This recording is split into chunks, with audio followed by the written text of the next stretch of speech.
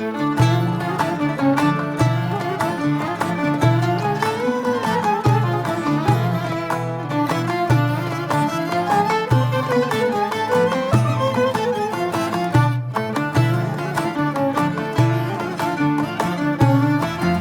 φωτιές. Ετοιμάστε σκάρες. Μαζέψτε την παρέα σας.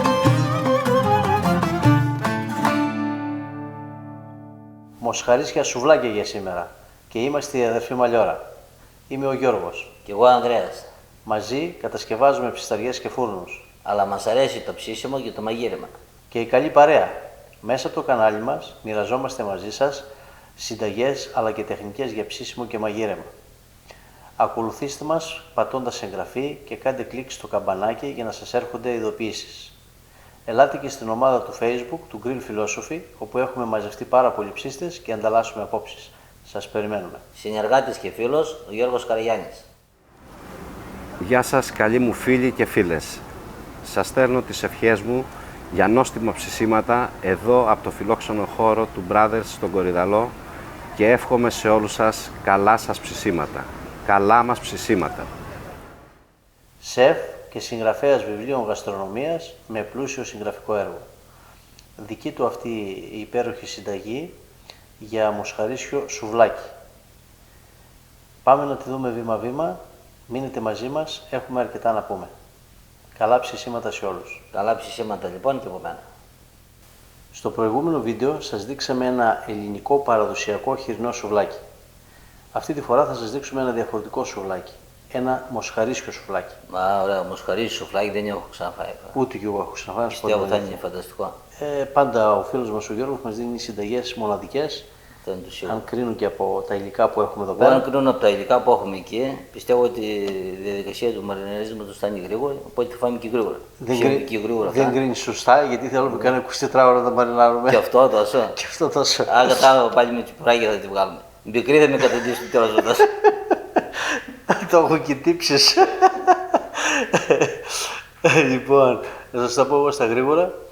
Τα τσιπουράκια μας εμείς θα τα πιούμε πάντως. Λοιπόν, πάμε να δούμε βήμα-βήμα. Λοιπόν, για το μαρινάρισμα έχουμε ζωμό. Θα σας πω σε λίγο τι είναι αυτό. Έχουμε λάδι με κάτι άλλο μέσα που θα δώσει άρωμα. Αλλά πάμε όμως να δούμε αυτά τα λίγα μπαχαρικά που θα χρησιμοποιήσουμε. Για 1,5 κιλό που είναι το κρέας θα χρησιμοποιήσουμε 2,5 γραμμάρια πιπέρι πράσινο. Το πράσινο πιπέρι έχει πιο δυνατό άρωμα, πιο έντονο άρωμα. Και θα χρησιμοποιήσουμε και 5 γραμμάρια καλό θαλασσινό αλάτι για 1,5 κιλό. Και θα σας πω γιατί θα χρησιμοποιήσουμε τόσο. Επειδή είναι λίγα τα βάζω όλα μαζί. Και ένα κουταλάκι του γλυκού ρίγανη. Όλα αυτά θα τα συνθλίψουμε στο γουδί για να βγάλει κυρίως το πιπέρι το άρωμά του και να ανωθούν τα αρώματα της ρίγανης και του πιπεριού με αυτό το λίγο αλάτι. Έτοιμα αυτά τα λίγα μπαχαρικά μας και πάμε να σας δείξω τώρα την διαδικασία. Όπως σας είπα δεν έχουμε πολλά μπαχαρικά, αλλά η όλη διαδικασία είναι ιδιαίτερη. Δώστε βάση λοιπόν στη λεπτομέρεια. Μέσα σε αυτό το ποτήρι που έχει 100 ml νερό έχουμε διαλύσει ένα κύβο 4 γραμμάρια από ζωμό μοσχαριού. Να τον διαλύσετε σε πολύ ζεστό νερό και μετά να το αφήσετε να κρυώσει. Με αυτό το ζωμό θα περιχύσουμε το κρέας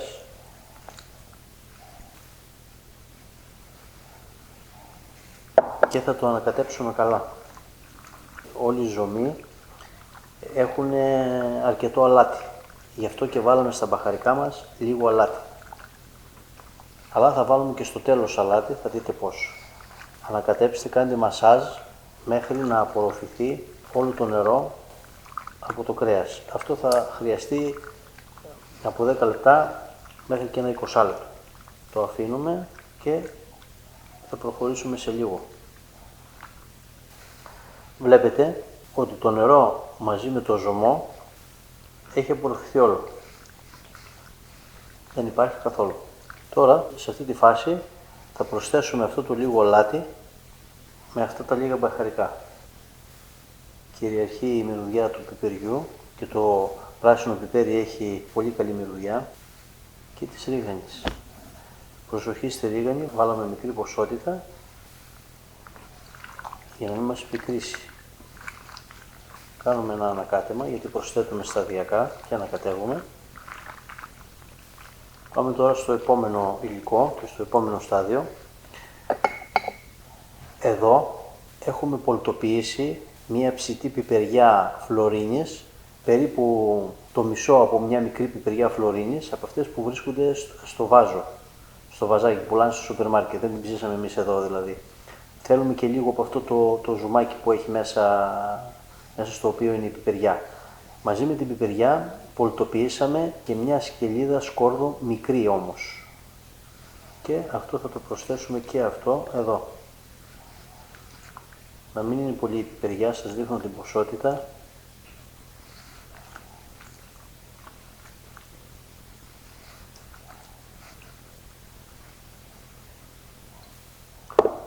Και εδώ ανακατέψτε καλά και σε λίγο τελευταία παρέμβαση.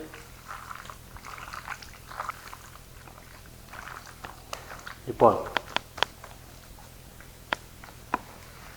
από νωρίτερα μέσα σε αυτό εδώ το μπρίκι βάλαμε 60 ml ηλιέλαιο, δεν θέλουμε το άρωμά του, και 20 γραμμάρια βούτυρο αγελάδος φρέσκο.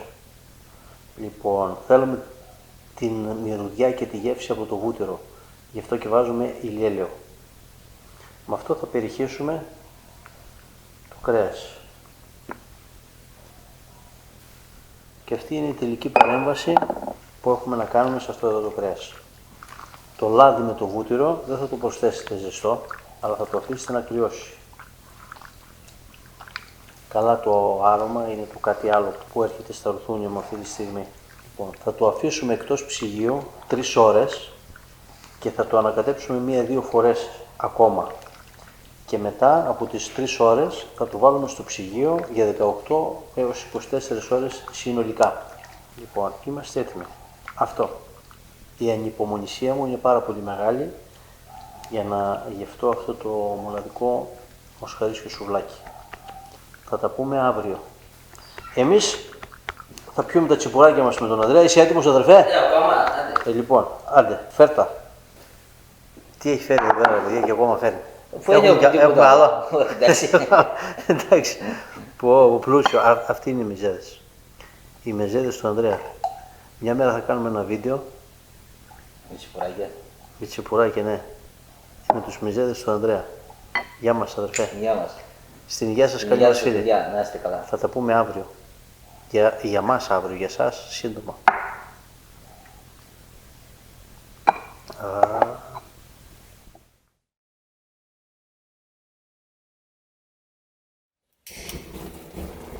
Έτοιμα τα κάρβουνα, με προσάλαμα στην κορυφή, γιατί τα κάρβουνα ανάβουν ανάποδα, από πάνω προς τα κάτω. Εύκολα, γρήγορα και χωρίς καπνό. Όπως βλέπετε, έχει απορροφηθεί όλο το λάδι και όλο το βούτυρο από το κρέας, όπως είχε απορροφηθεί και ο ζωμός. Αυτό, για όσους δεν πιστεύουν, πως εισχωρεί μέσα στο κρέας οποιοδήποτε υγρό. Κάποια στιγμή, μαζί με τον Γιώργο τον Καραγιάννη, σε ειδική εκπομπή, θα μιλήσουμε περί όσμωσης και διάχυσης. Τώρα ο Ανδρέας εκεί σας δείχνει πώς σουβλίζεται το σουβλάκι αυτό. Θα είναι ένα σουβλάκι λίγο μεγαλύτερο από το χοιρινό, το κλασικό. Θα υπολογίσετε περίπου 120 γραμμάρια στο καλαμάκι. Μιλάμε για το μικρό το καλαμάκι, όχι τα μεγάλα. Βέβαια, αν θέλετε το κάνετε και μεγαλύτερο. Εμείς το σουβλίζουμε στο κλασικό, το μικρό, το παραδοσιακό καλαμάκι. Το κρέας είναι ψαχνό και εδώ να πω ότι έχουμε χρησιμοποιήσει κρέας από ελιά και από μοσχαράκι γάλακτος, πολύ μικρό. Και το κόψαμε κατάλληλα σε αυτά τα κομμάτια, σε κύβους όπως το βλέπετε, και αυτό τώρα είναι ένα σουβλάκι. Κατά τον ίδιο τρόπο θα σουβλήσουμε όλα τα υπόλοιπα. Ξεκινάμε να ψήσουμε πρώτα κρεμμύδια στη σούβλα γιατί θα τα χρειαστούμε στο σερβίρισμα. Ψήνουμε σε δυνατή φωτιά, τα βάζουμε το ένα δίπλα στο άλλο κολλητά, όπως ψήσαμε τα χοιρινά τα σουβλάκια στο προηγούμενο βίντεο. Κατά τον ίδιο τρόπο. Και αυτά.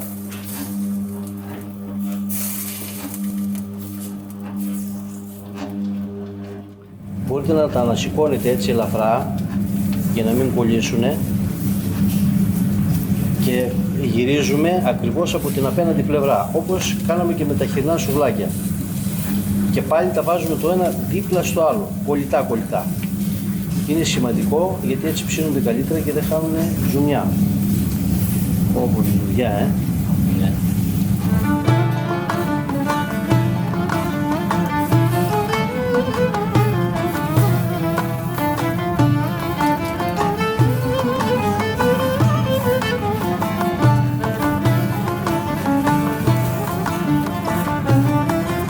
Οι μυρωδιές μας έχουν κατακλείσει.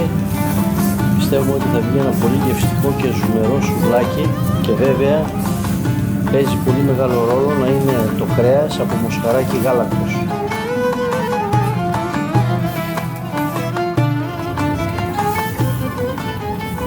Τώρα το ξαναγυρίζουμε και πάμε στο τέταρτο. Όχι από την απέναντι πλευρά, το τέταρτο. Έτσι ακριβώς. Και πάλι κοντά το ένα με το άλλο, να στηρίζει το ένα σουβλάκι το άλλο.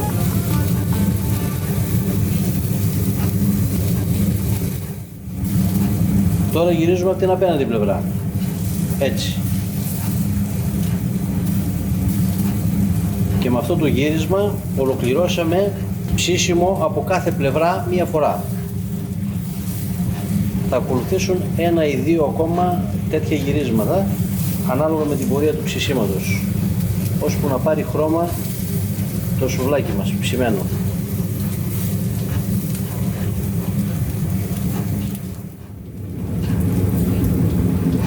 Και τα κρεμμυδάκια μας εδώ είναι έτοιμα, σχεδόν έτοιμα. Έχουν μαλακώσει σε λίγο ακόμα. Θα σας δείξουμε με ποιον τρόπο θα τα σερβίρουμε και τι ακόμα θα προσθέσουμε για να δώσουμε έτσι ένταση στη γεύση.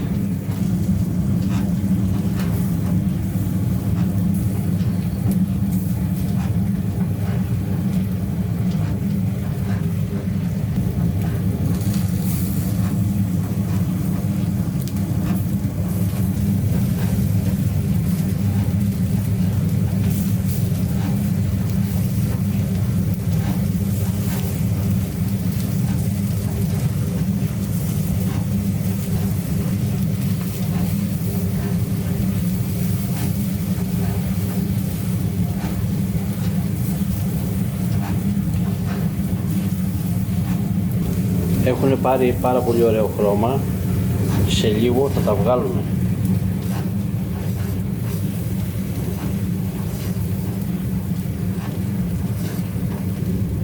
Τώρα ελέγχουμε ποια πλευρά θέλει στην ουσία περισσότερο ψήσιμο, ποια δεν έχει ψηθεί σωστά. Και γυρίζουμε ανάλογα. Είναι σχεδόν έτοιμα, σε λίγο θα τα βγάλουμε. Άρχισαν να βγαίνουν από ένα-ένα. Είμαστε έτοιμοι. Επιτέλους. Λοιπόν, θα τα απλώσουμε. Εμείς, επειδή μας αρέσει πάρα πολύ το medium rare, τα ψήσαμε εκεί περίπου και θα το δούμε αυτό. Ωραία μυρωδιά. Ναι. Εδώ τώρα θα προσθέσουμε αλατορίγανη. Το κρεμμυδάκι το έχουμε κόψει σε φέτες, το ψημένο. Δεν ρίξαμε πολύ αλάτι για να προσθέσουμε τώρα. Γι' αυτό μην το φοβάστε. Όπως και ρίγανη δεν ρίξαμε πολύ, γιατί η ρίγανη είπαμε στο ψήσιμο, αν είναι υπερβολική, μπορεί να μας πικρίσει. Και το τελευταίο, αδερφέ, σε σένα, τελευταία πινιλιά. Έξτρα παρθένο ελαιόλαδο. Έτσι. Αυτό. Τώρα βούρο. Εσύ δοκίμασε, εγώ θα δείξω πώς είναι ψημένα μέσα. και μετά θα δοκιμάσω. Βλέπετε.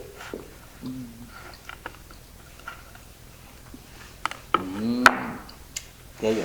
Medium rare. Μην τα ψήνετε πάρα πολύ τα μοσχαρίσια σουβλάκια, γιατί θα στεγνώσουνε.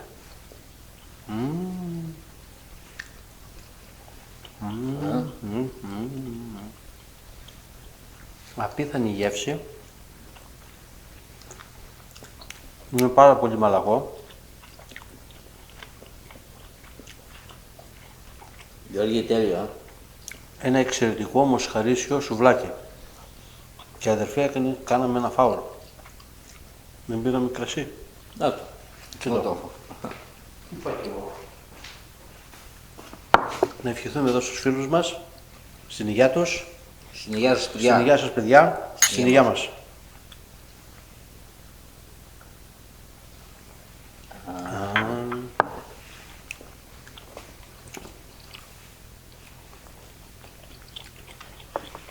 Αυτά ίσα ίσα για μας είναι. Τέλειο. Το κρεμμυδάκι με το λάδι πάει πάρα πολύ.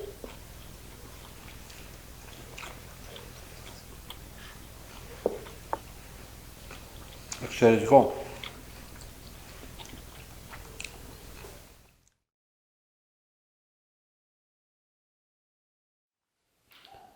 Δεν έχει σταματήσει παιδιά να τρώει όλη την ώρα. Τι τρώει τώρα, και το γρήμτη. Δεν είμαστε καλά. Τι θα γίνει αδερφέ, θα αφήσεις τίποτα για εμάς εδώ. Αυτή είναι η καλά μου συνέχεια. Από όλα φυσκέντιζε. Λοιπόν, η καλύτερη ώρα παιδιά, η ηρεμία μετά το γύρισμα, με το κρασάκι, τσιμπολογάμε, περνάμε όμορφα. Δεν νιώθουμε μόνοι μας, γιατί σας νιώθουμε όλους εσάς παρέα μας. Καλά ψησίματα σε όλους. Καλά ψησίματα για μένα. Γεια σας, να γράφετε.